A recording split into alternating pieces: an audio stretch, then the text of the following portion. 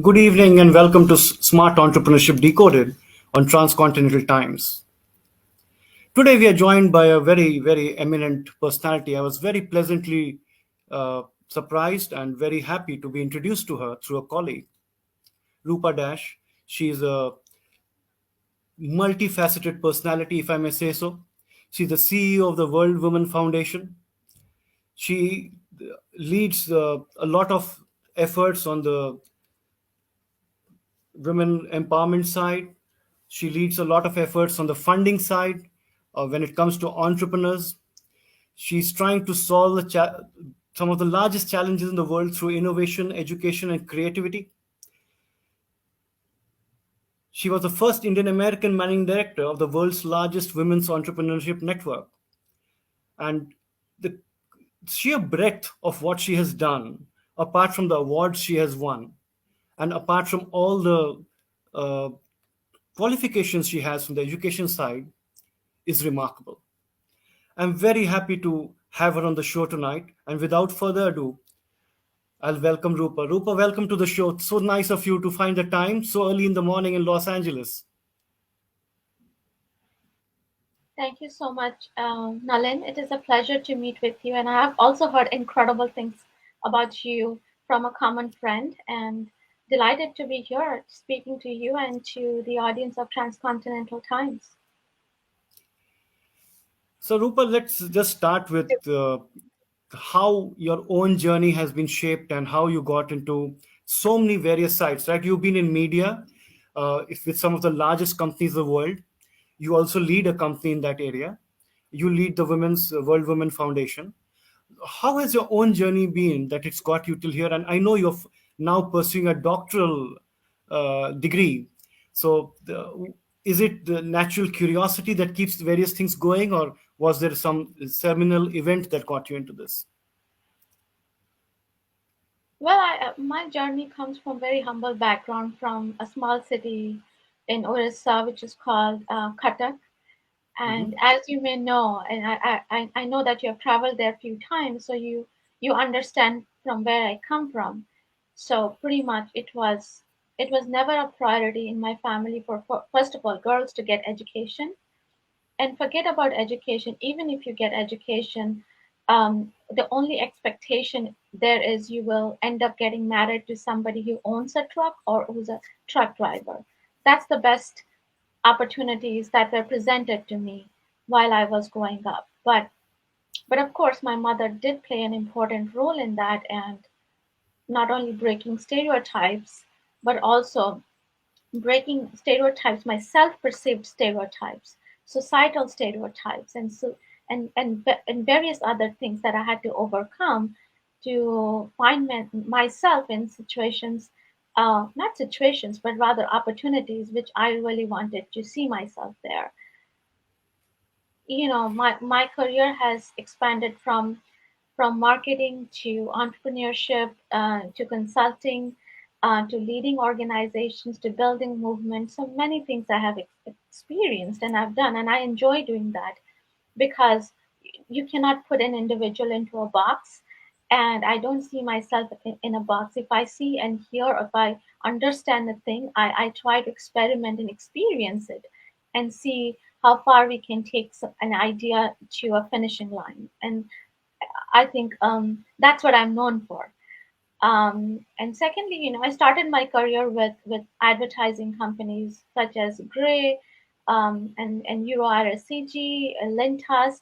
There are many companies that I worked with in India. And again, it was my passion to work in media. But while working in media, I felt like there is something more that I can do, just to be not to be working in a large corporation, playing a part, getting clients, serving clients. We all enjoy that at one phase, but I saw myself more than that. So, at some point, I decided that I will go ahead and present my ideas to the largest telecom company in India and also in Asia, which is BSNL. Hmm. And that's how I understood what is it to become, to be like an entrepreneur. So the idea was how to market the 3G technology and the usage of cell phone and content to farmers in India. and I worked very closely with the Minister of Telecommunication, BSNL, and other external stakeholders to bring this to life. And which is why I was the youngest person to be represented at the International Telecom Union. And that's where I really got the taste of, like, you can be a marketing person, you can be a communication person, you can be an image consultant, but you can be an entrepreneur, and you can see a problem and can solve a problem using the power of your creativity and combine them with your business expertise and bring in the community, bring in other expertise that are necessary, and you can really solve a problem. So almost, marketing, you come from a technology background, you know how much resistance is always there when it is a new technology, how much users are apprehensive, or how much they are resistant to use something new. So, how do you combine education, entertainment, and empowerment, put it all together, and bring this new technology to actually the largest group in India, which are the farmers? And now we see that, you know revolution, and I'm super proud. That's where my journey really started. Fantastic. Education, empowerment, and entertainment. I will remember that. So, Rupa, just tell me something. You spoke about breaking stereotypes and molds, and especially the ones women have to face. You spoke about your humble background, but did it surprise you that even when you live in America or Europe, they Yes. also have barriers like this? It may be a different level, it may be for different things, but women face challenges of different kinds all over, and it's not what would a normal Indian woman would think of, say, in America or Europe. Yeah, to my surprise, yes. Actually, when I moved to United States because I got married, and suddenly I became a housewife overnight. And that's where I realized, what kind of, self-perceived, my stereotype started kicking in. Of course, that was a personal challenge that I had to overcome, but more so when I started, building my community, making new friends, and meeting other women that I saw them as role models. The more I got to know them, they had similar struggles, such as, a woman, applying for jobs. Maybe they are the most qualified in the room, or within the talent pool, but still they will, even before applying, we would procrastinate and think about, all the different things. How am I going to manage my time, how am I going to manage my kids, how am I going to manage the time for myself? Or, if I'm not married, then I would be thinking about how I would spend some time finding a partner, which is a big challenge in the Western world. So you have to really carve out time for everything, but, putting really your dream and your ambition behind everything else, and making plans for everyone, making everybody else happy. So I thought this is a global phenomenon. This is not just Yeah. in India or Asia, but this is a challenge worldwide women face. So, Rupa, you said it rightly. It is a global phenomena, and one of the manifestations of that pre-pandemic was the Me Too movement. I don't mean to trivialize the whole women's movement, but that was something Hmm. that caught the imagination of the world. And even in societies which we could say, from a women's perspective, were more regressed or more suppressed, Hmm. there were sounds and noises like India and everywhere else. Then came the pandemic. Hmm. It not only hit the world in a health crisis, but it also hit that movement. Do Hmm. you think that movement took a hit, and we just lost the plot after that? Well, it of course, yes, but also it brought into spotlight several aspects to the Me Too movement: domestic violence, Hmm. and people started talking about mental health, well-being of women in their own households. That became a center stage conversation, because I think Me Too movement have been, it's a very important movement, but the pandemic, as I said, it brought in other opportunities where we were not focusing on. Like, as an employee, if I go and tomorrow I go and say that I'm facing abuse at my home, what an employer can do for me? There was no such environment where you could go clearly and speak your mind. I think the pandemic really presented unique opportunities for companies, corporations to think about the well being of their employees, not just within the boundaries of their corporations, but beyond that. I Yeah, think that's good because there is tremendous of economic impact if you don't have a healthy employee mentally, physically, feeling secure at home. How do you think they will bring the best to the work? I think it did definitely take a hit on Me Too movement, but more so the opportunity that it brought was for the Fortune 500 companies, larger, smaller companies, to be more supportive of women beyond their corporate that's jobs, true. seeing them more as humans who are facing challenges and making this a mainstream Yeah. conversation. You make an important point because there is definitely greater sensitization and acceptance, right? Mhm, Before the pandemic, I would almost think it unthinkable to go to my boss and say I want a day off because I need a break from mental issues, or I just yeah, want for the well-being or for the family. mhm, But today those things are more accepted, and that's one good side of the pandemic. Now yeah. we'll And stay. in fact, employers now have to present these things. Sorry, go ahead. True. So before I move to the entrepreneurship side of things, just one last question. Now you lead the world's this Mhm. 50,000 worldwide women's Mhm. foundation. What are your current priorities? I mean, what are you trying to drive towards as the top agenda or top one or two items right now? I think War Women Foundation's global mission is to create 1 million female heroes by 2030. And we do that in five different ways. First of all, we provide access to capital.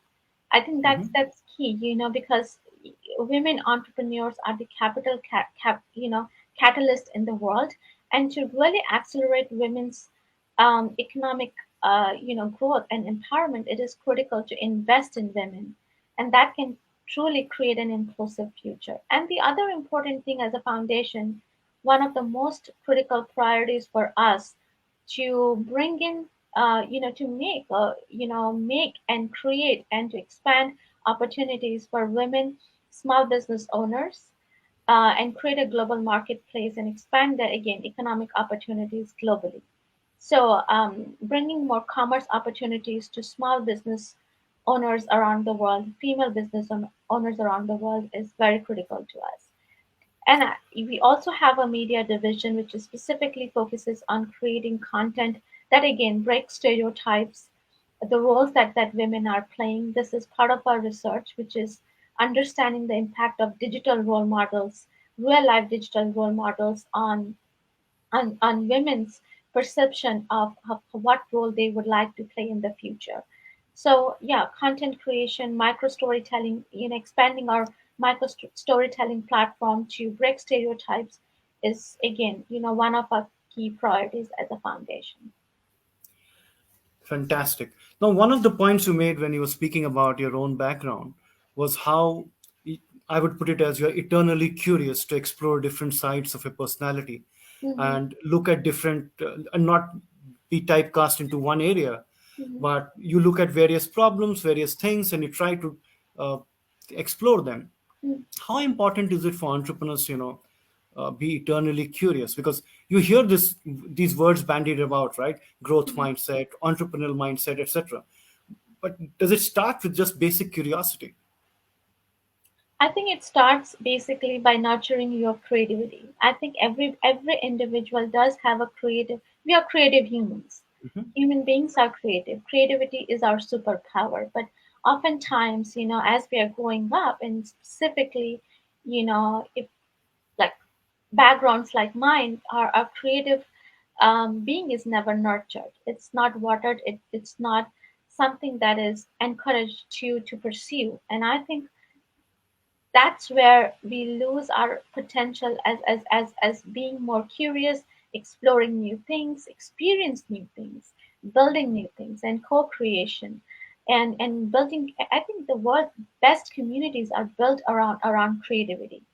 I think that's something I'm very fortunate I was able to do, but it all starts with embracing your creativity.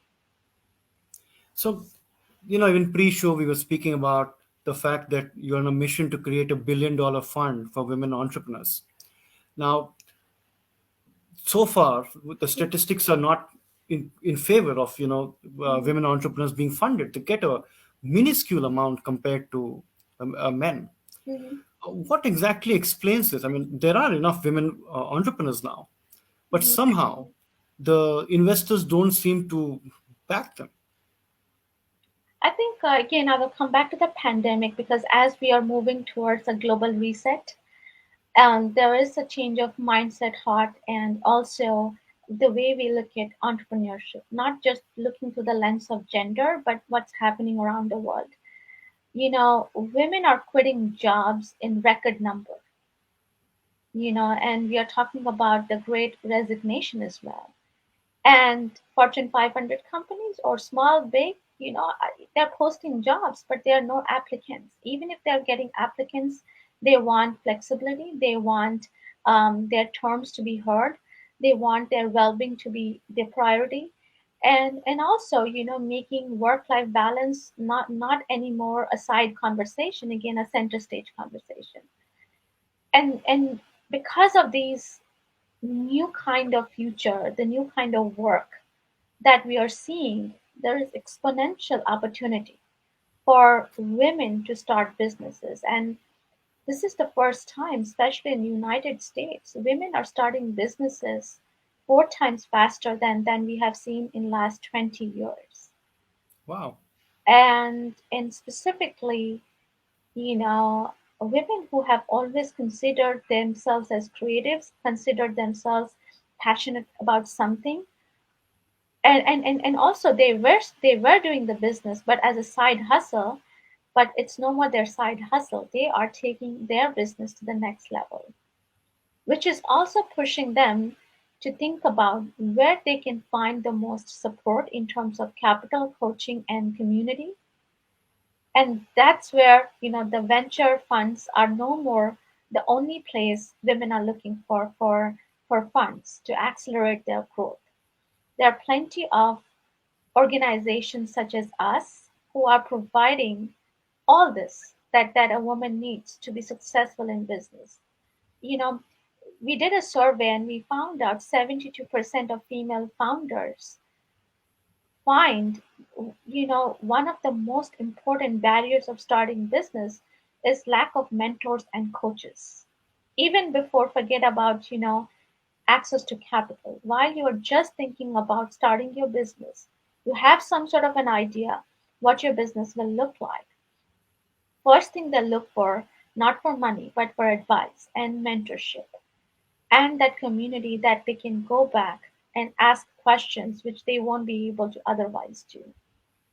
So I think I think there are tremendous amount of focus is now on building communities, building educational platforms, building knowledge resources that are necessary to even empower women in much more bigger ways because funding is an issue, but they are, you know, philanthropists who are putting together large grants, and organizations such as us and many others who are willing to invest and take a bet even on women entrepreneurs who have least experience but have a good idea and want to show That's up true. and have taken the leap and left their day job and starting their business. That's true. The pandemic has, had those positive impacts. I see it myself in some of the various projects we do, where we ask donor companies to come and fund and to upskill teachers, upskill disadvantaged communities. And Mm-hmm. I definitely see a different thinking and approach Mm-hmm. when we go to people now versus pre-pandemic. But I was surprised when you said the women are setting up companies 4 times more in numbers than pre-pandemic. And I agree with you 100%. It's mentors that are more important than money Mm-hmm. initially. But let's just probe that a little bit more. Mm-hmm. When when you look at a company to invest in or to invest in from on behalf of fund, Mm-hmm. what do you look for first? What is the problem that they are trying to solve? And Okay. of course, your the personal story is very important because we are not traditional venture funds. We are Yeah. investing in an individual with a great story who is passionate, who is trying to solve a problem, and can really show the blood on the floor. And that's very important. And most importantly, how much they have invested in their own idea, whether it is time, resources, and what is the potential of this idea to scale, and can we measure that scale? And most importantly for us as a fund, it is very important what kind of problem they are solving. So, connected to that, you speak about the Great Reset, right? Hmm. And a lot of the Great Reset is happening in Asia, which also has the highest populations, fastest growing economies. Any specific opportunities or any specific things of the reset that catches your eye? I think yes. I mean, of course, work and well-being is one thing that it's now a conversation everywhere you go. Mental health. And I think there is tremendous amount of opportunities in terms of disruption, innovation in that space. And that could be that deserves funding, and that deserves spotlight, and that deserves innovators to be nurtured. This is the most important issues in my mind. I think how can we work? How can we economically stable, and at the same time not compromising on our well-being? Because just in America, $64.5 billion is lost because of the impact of when women are not participating in the workforce. Either it is due to work, or they're leaving just because of well-being issues. I mean, $64.5 billion of loss is huge. So I think there is tremendous amount of potential in the work and well-being space, and specifically talking about women's health. It's unique, it's different. I think there is significant risk um, that women's health, um, you know, whether it's the rate of heart diseases are increasing among women, specifically due to the pandemic. The amount of double duty, triple duties that women have had to do, and living in small spaces, the way we are building our cities, the way people have access to their personal space, I think this also have tremendous of impact. So I think especially in Asia, I think people will start thinking about how to build cities that really puts well-being of individuals who are living on the top priority, and also creating sustainable ways to live, to think about the planet, to think about the people who live in those cities, to think about how we are. It's not just about I need a desk in a corner just to work. I'm a human being, I have family. And how can we how can we think about stress, health, well-being as an important economic indicator if we want to become a superpower globally, and create a sustainable planet, and also leave a good planet for the next generation? True. We often live on the planet as if we are the last generation living on it, right? So, Exactly. but you speak about innovation, creativity, and that leads me to a natural area, another area where you're very passionate about, which is education. Now, innovation and creativity from the part of the world that you come from, I come from, is not exactly in our curriculums, not exactly there. Hmm. And yet, we see this large number of edutech companies trying to peddle different solutions to the same population of students. Sometimes it just seems like torture, right? Yes. uh, that all this is being thrown at students without them even asking for it. In any Hmm. business you start, you first ask the client or potential client what they want. Hmm. In edutech, student is never on the table for the discussion. Hmm. What's your view on what's happening or what needs to be done for innovation in education? This is a great question. I'm very passionate about it because I also serve on the judging panel of Code to Call for educational innovation, which is part of the Mhm. Clinton Foundation. And I have seen tremendous amount of growth and solutions that are really coming from Latin America. But before I speak there, I would like to set the tone here. It's not about education, it's about thinking about what is happening around the world.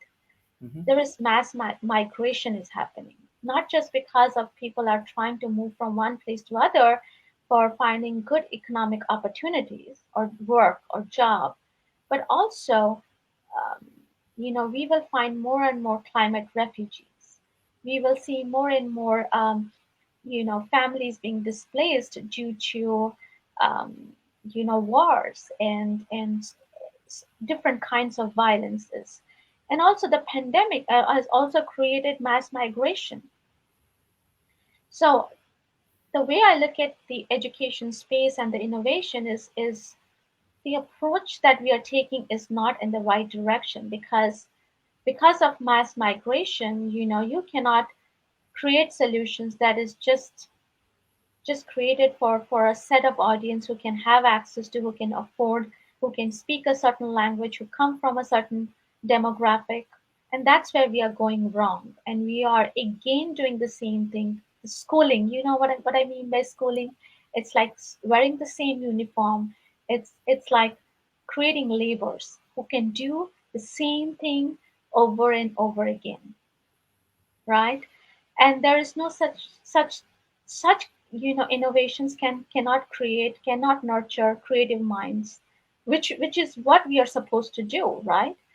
And and that's why it is very important to take into consideration, if there are if these kind of mass migrations are happening, then are we truly speaking to the experience, the background that these kids are coming from? If that's not the case, then we are not doing the right thing. There are many platforms that are doing really great, teaching from coding to other things. Again, it's like creating again a bunch of laborers who can do same thing again and True. again. Just repetition of same activity, but to really spark new ideas, new ignite new kind of thinking, taking on audacious goals. It takes it takes a different kind of thinking to build educational platforms that are truly democratic in nature, that are truly disruptive in nature, and that can truly serve everybody in some way, can really spark and really truly serve the purpose of education. That's true. The pandemic also brought in a lot of technology into education, which kind of created more of a disparity, the haves Yeah, and have-nots. yeah. You need a smartphone, you need a laptop. But that aside, we've spoken a lot tonight about well-being during the pandemic and people Hmm. thinking about mental health as an issue. Hmm. What about children who've been locked away for 2.5 years? Hmm. Uh, in all this narrative, uh, Hmm.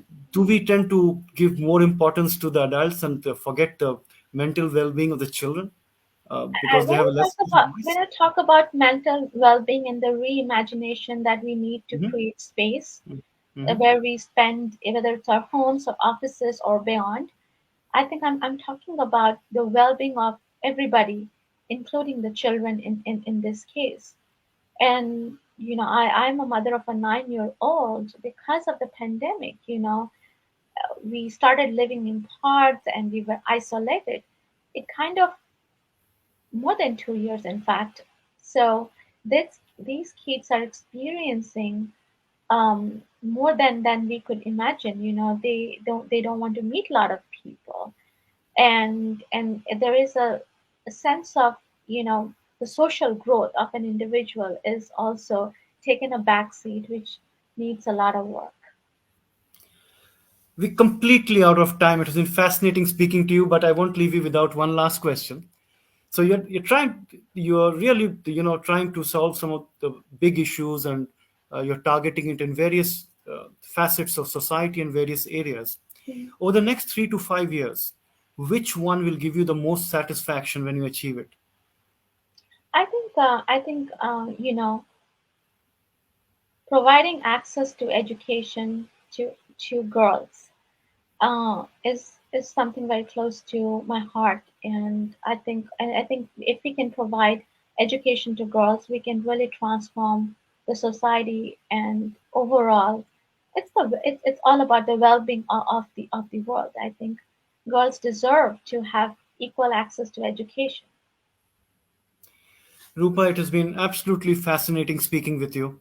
I, I thank you very much for joining me tonight, and I think your journey has just started. Hearing you and speaking to you, with you about the vision and the sheer breadth and depth of what you want to do, I really wish you the very best. And any which way that I can be part of that journey, I'll be happy to contribute. Thank you so much, Nalin. It was a Thank pleasure you, and have a talking. good day. You Thank too. you. Bye bye. Bye bye.